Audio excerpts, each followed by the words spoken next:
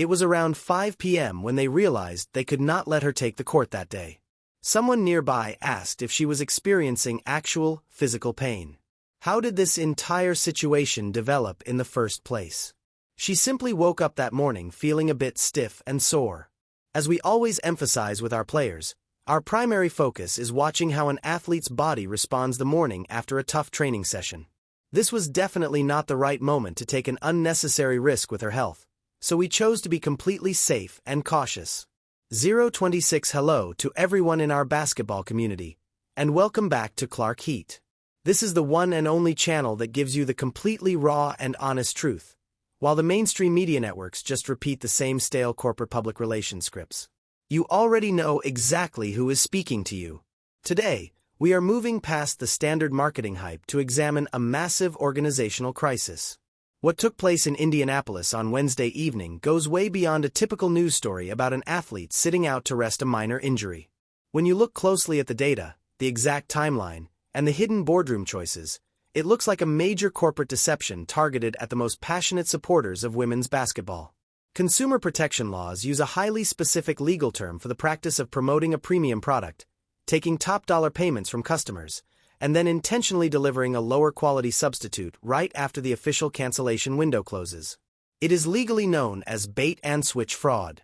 In any other heavily regulated industry, an action like this causes immediate government reviews, massive class action lawsuits, and the termination of top management. Yet, on a Wednesday evening in May 2026, the leadership team of the Indiana Fever apparently decided that pulling a bait-and-switch was just another clever operational tool to maximize their midweek arena revenue.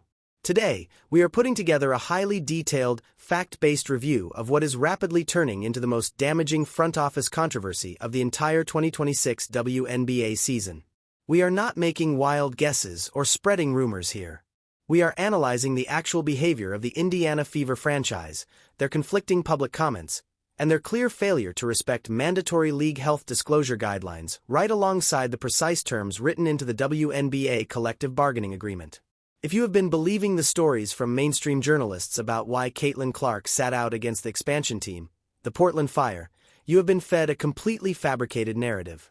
They want you to think this was just a simple case of managing her back, routine rest, and smart, long-term preventative care for a franchise player.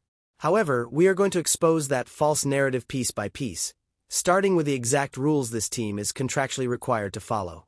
Let us establish the undeniable facts before moving ahead. Right as the highly publicized home game against the new Portland Fire at Gainbridge Fieldhouse was about to begin, a sudden, last-minute roster change removed Caitlin Clark from active play. She is the fundamental financial driver of this organization, the single person responsible for nearly all nationwide television viewership, massive secondary ticket market markups, and record-breaking fan attendance on the road across the whole league. Yet, she was unexpectedly ruled out only 60 minutes before the opening tip. The official narrative shared with regional sports writers blamed a sudden case of back stiffness, trying to frame the decision as a cautious, medically sound choice.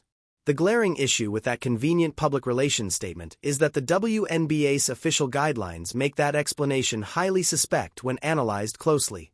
The collective bargaining agreement outlines incredibly strict, mandatory language regarding player medical issues, as highlighted by independent basketball commentators across social media platforms, including the widely followed reporting by the account known as Fantasy Doctor. WNBA franchises are contractually required to turn in their official physical health, illness, and rest reports to the league head office by exactly 5 p.m. local time on the day before a scheduled matchup.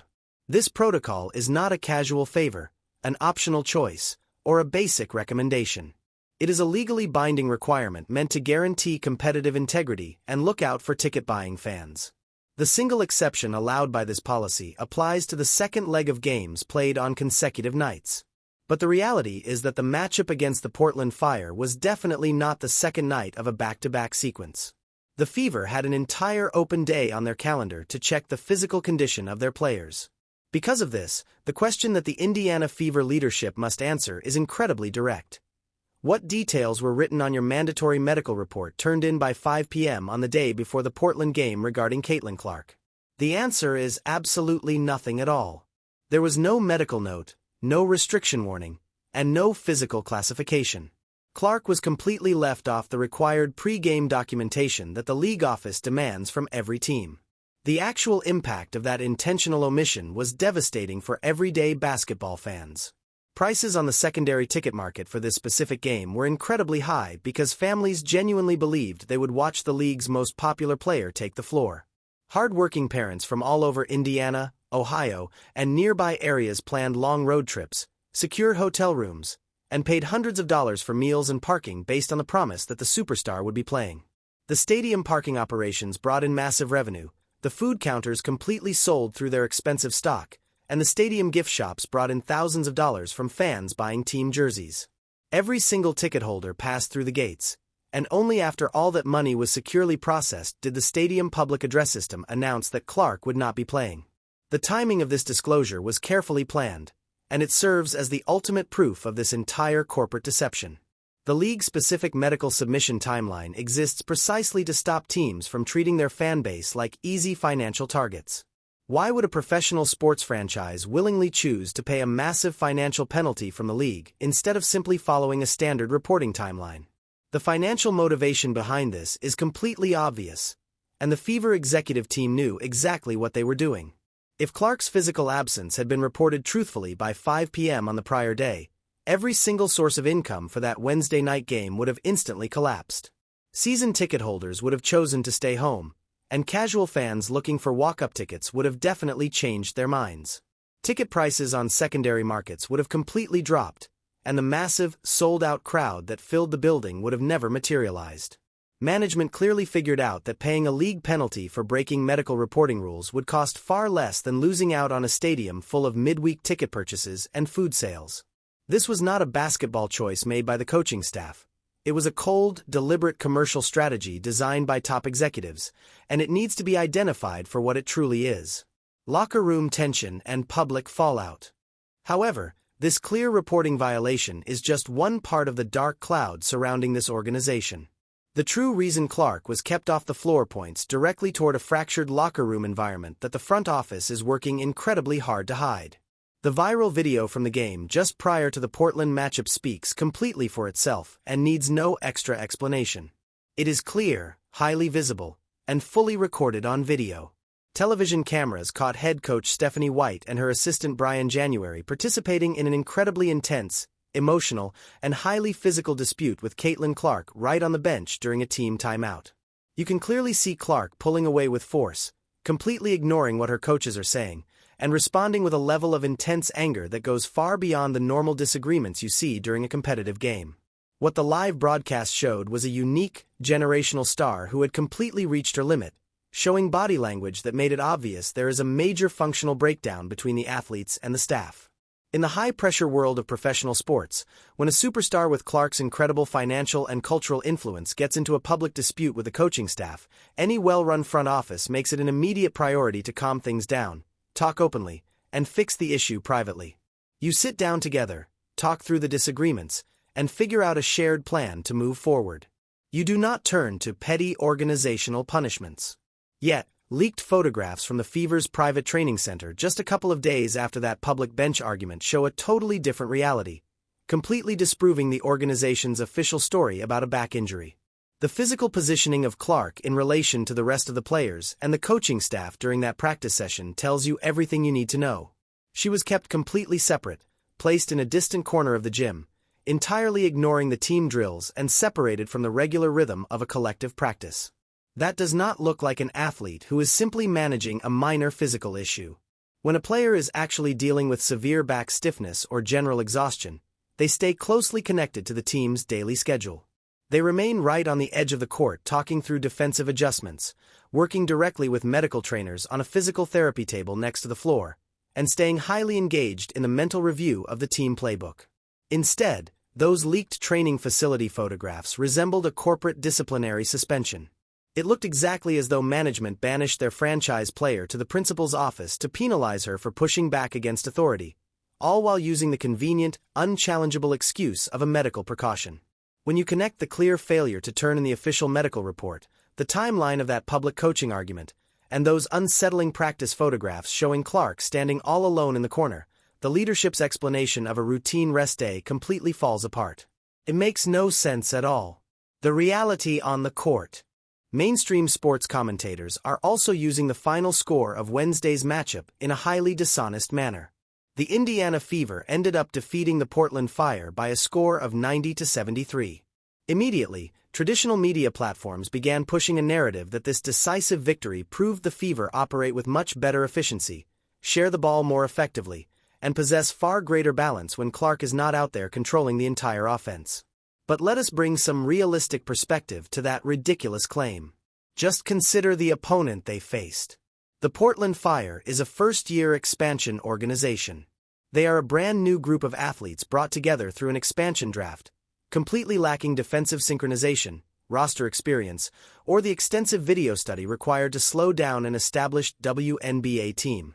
Defeating a struggling expansion squad on your home court while your franchise player sits out does not mean your secondary lineup is superior. It simply means Portland was completely unprepared to take advantage of your deep organizational weaknesses. If you actually analyze the game footage instead of just reviewing the box score, the structural flaws in this team are incredibly apparent. Their ball movement looked incredibly slow, their half-court execution was completely rigid, and the offensive strategy offered almost no fast break pressure. Aaliyah Boston put together an incredible performance, finishing with 24 points and 8 rebounds, and she deserves immense praise for playing like a dominant force immediately after returning from her recent leg injury. However, taking advantage of a weak expansion team's poor interior defense does not fix the long-term challenges of playing against elite championship organizations like the New York Liberty or the Las Vegas Aces.